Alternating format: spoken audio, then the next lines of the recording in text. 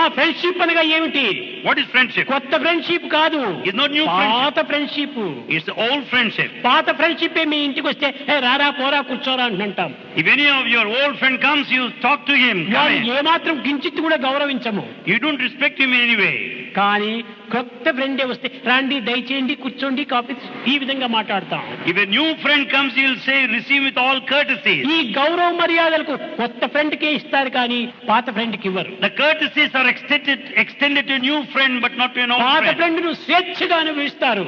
Old friend enjoys కాబట్టి freely. భగవంతుడు అందరికి పాత friend, So old friend. God is an old friend to all.